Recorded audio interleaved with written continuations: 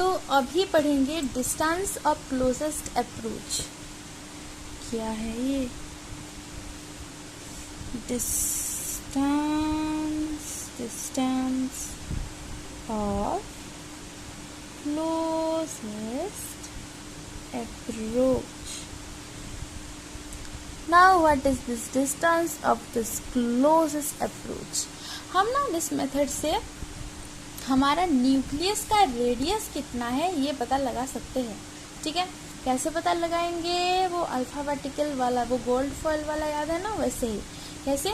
हम एक atom consider करेंगे, ऑब्वियसली उसमें न्यूक्लियस होगा। ओके और एक बात की, एटम में से हम इलेक्ट्रॉन निकाल सकते हैं, न्यूक्लियस नहीं, है ना।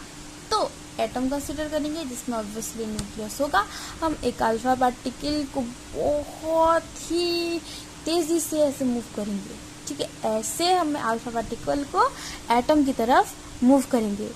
Alpha particle positive, nucleus positive, positive positive repel each other, यानी कि जैसे वो ऐसे करके वो जाएगा जब, तब ऐसे करके वो वापस भी लौट आएगा।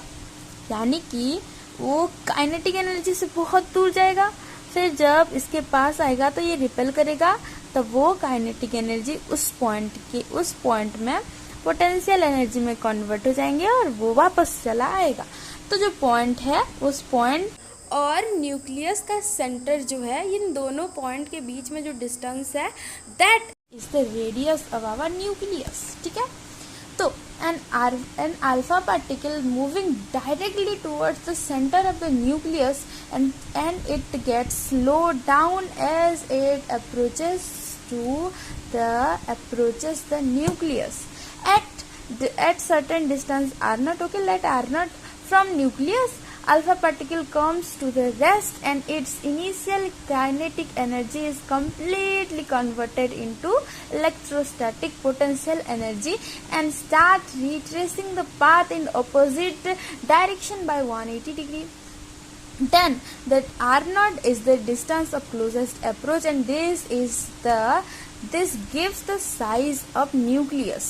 यानी कि जो हमारा अल्फा पार्टिकल है, जैसे वो न्यूक्लियस की तरफ जाएगा, वैसे ही जब वो न्यूक्लियस की तरफ पहुंचता, अप्रोच करता हुआ नजर आएगा, तब at a certain distance let r naught.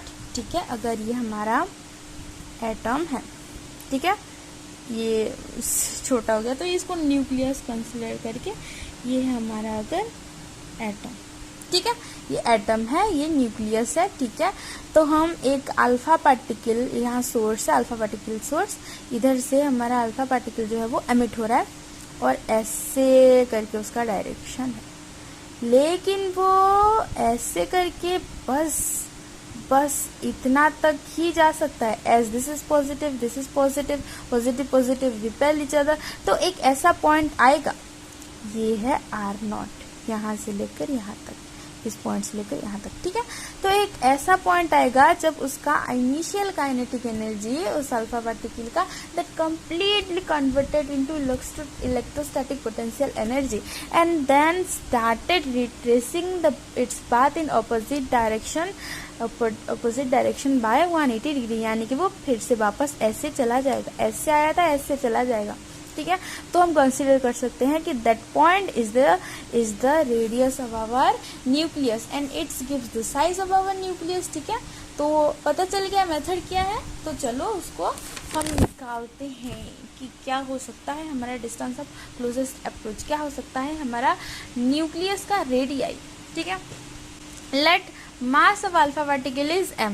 ठीक है, mass of alpha particle is m।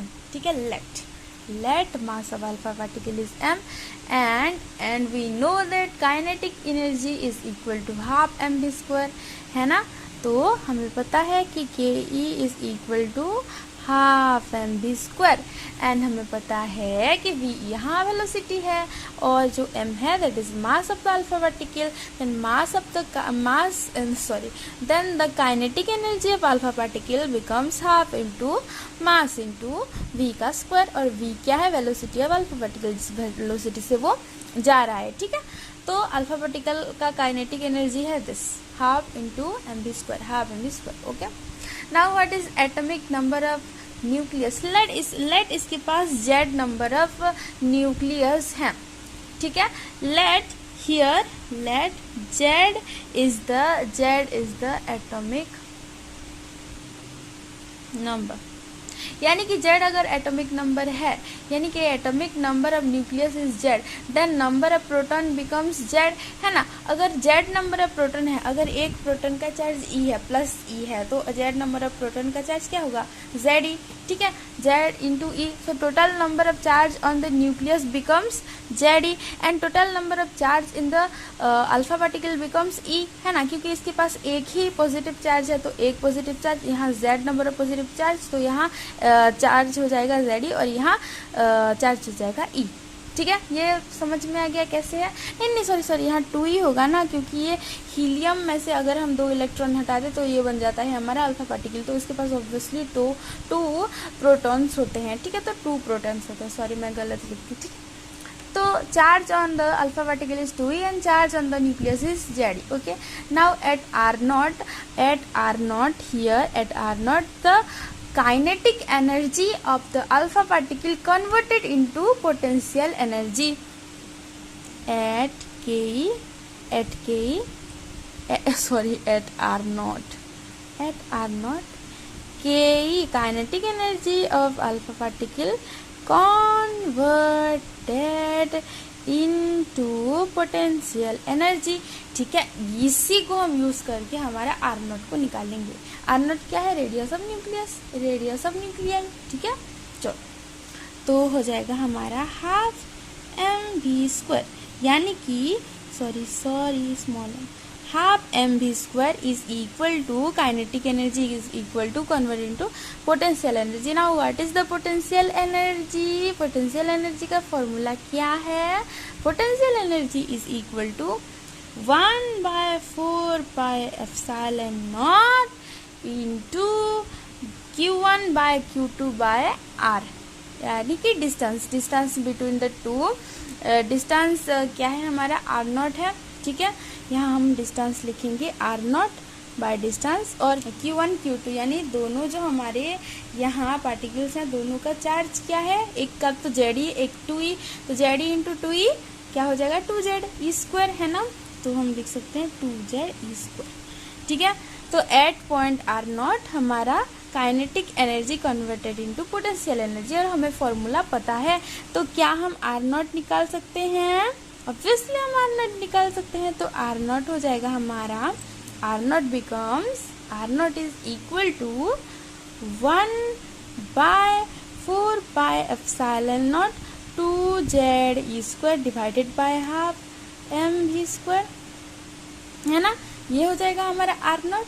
और हमें डाटा हमें गिवन है, डाटा में गिवन है कि क्या अगर काइनेटिक एनर्जी अगर 5.5 MeV है, if Ke kinetic energy of alpha particle is 5.5 MeV mega electron volt, then हम इसको जूल में कन्वर्ट करेंगे, which is become 5.5 into 1.6 into 10 to the power minus 13 joule.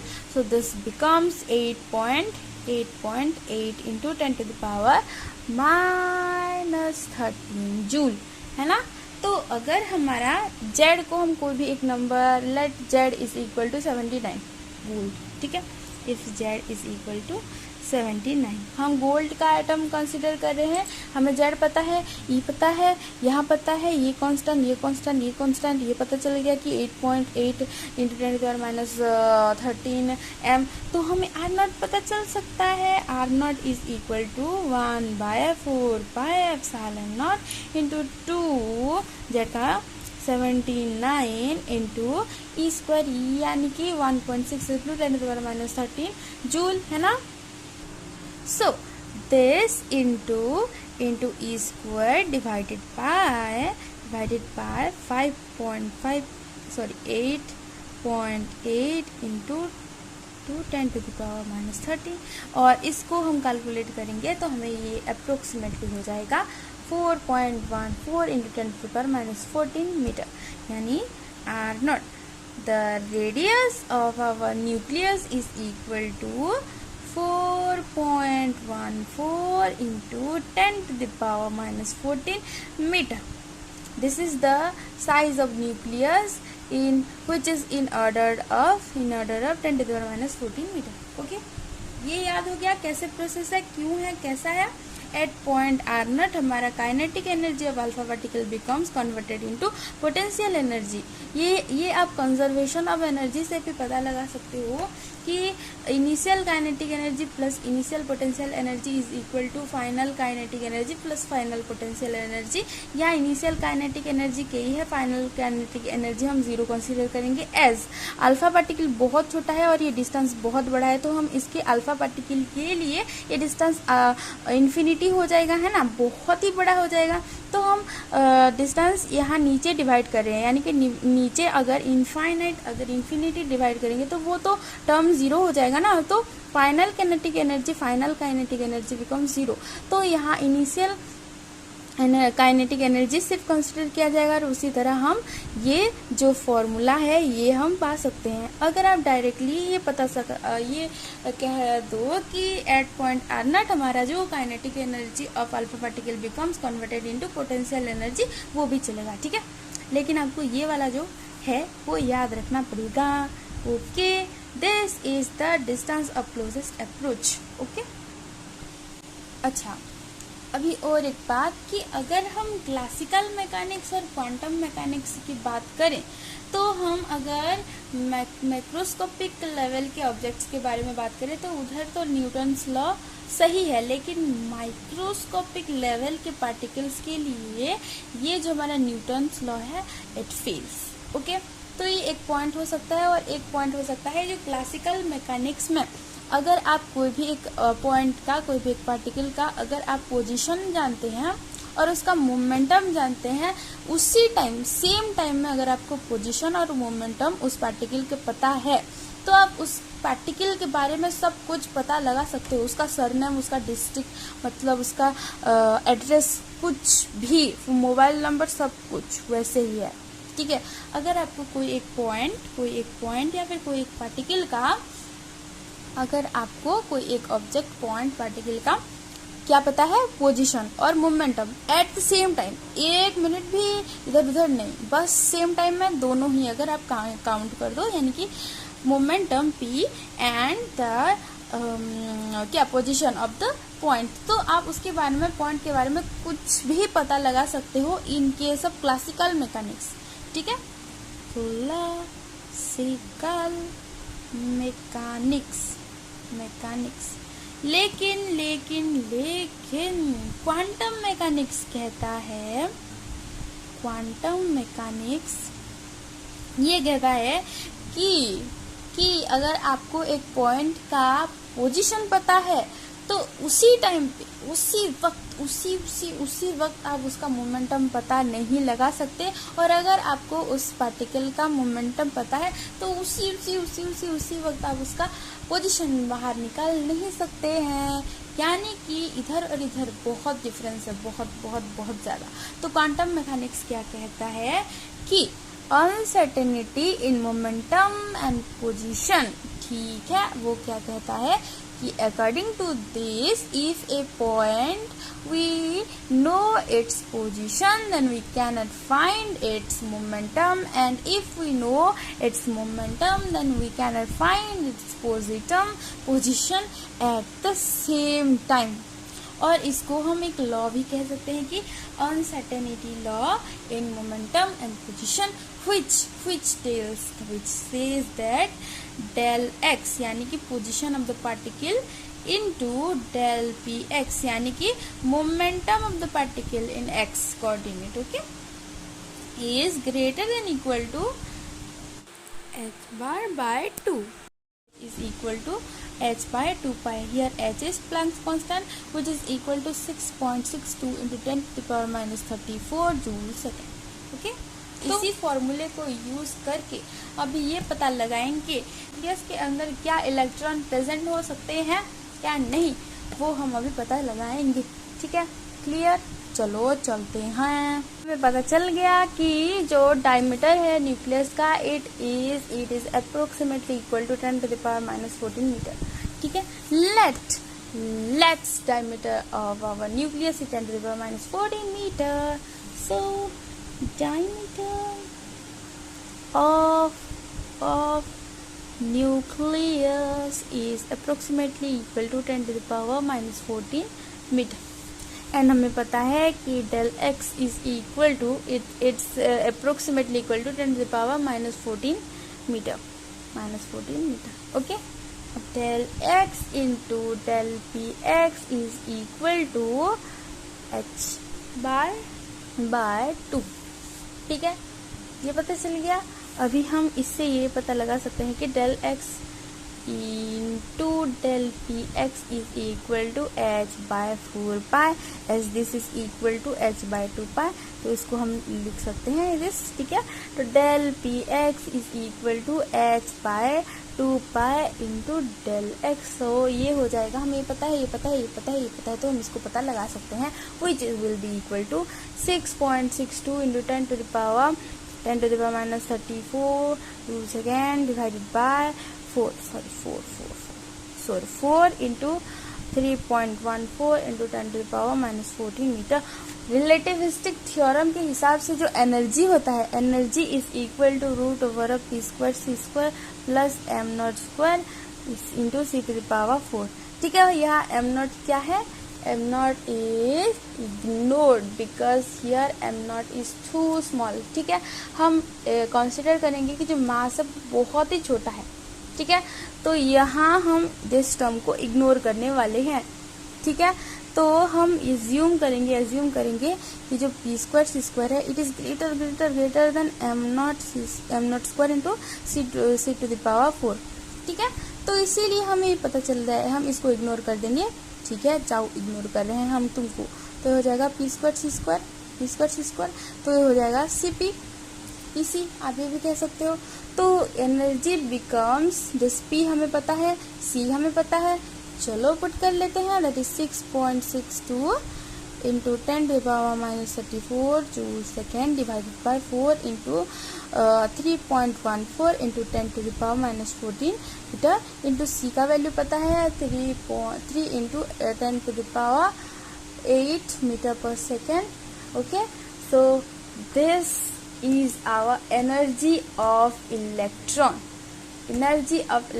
which is approximately equal to 10 mega electron volt.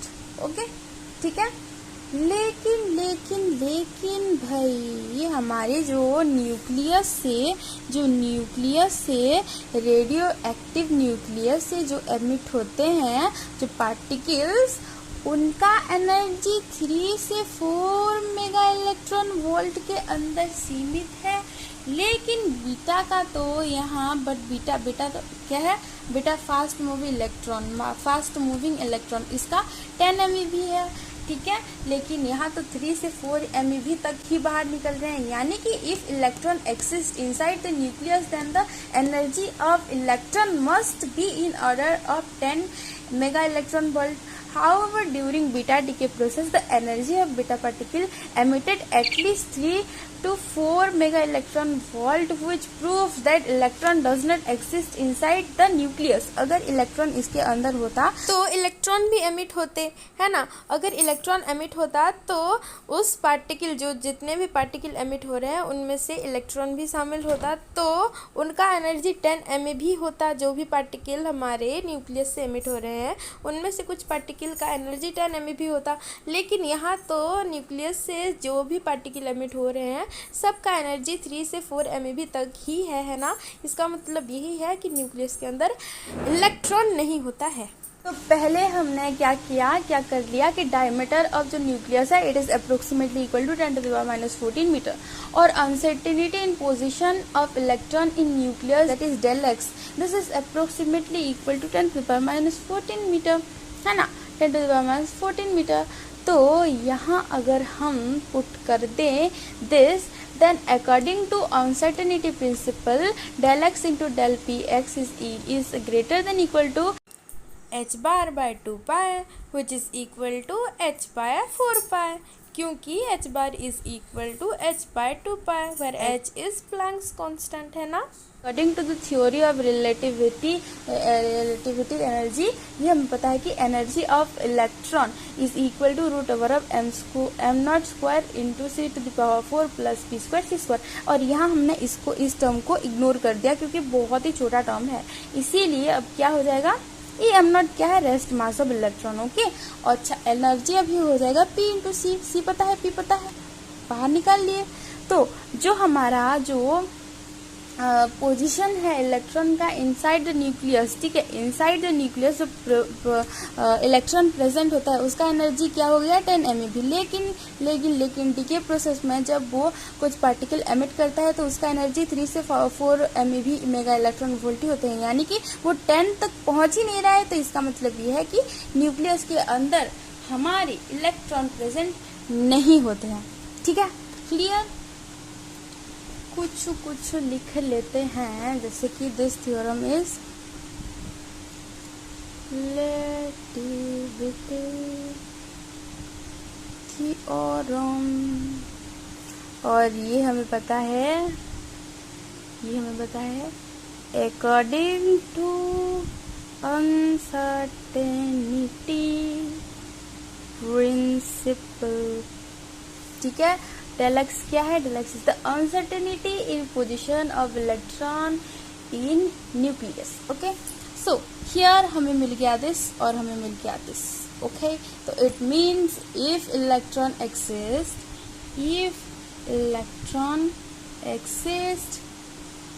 inside nucleus, then their energy must be of order of 10 mega electron volt, but during beta decay the order of radioactive nuclei that have energy only 3 to 4 MeV, hence electron cannot exist inside the nucleus। okay, 10 MeV तक पहुंच ही नहीं रहा है तो electron कैसे हो सकता है, इलेक्ट्रॉन नहीं है वो, है ना।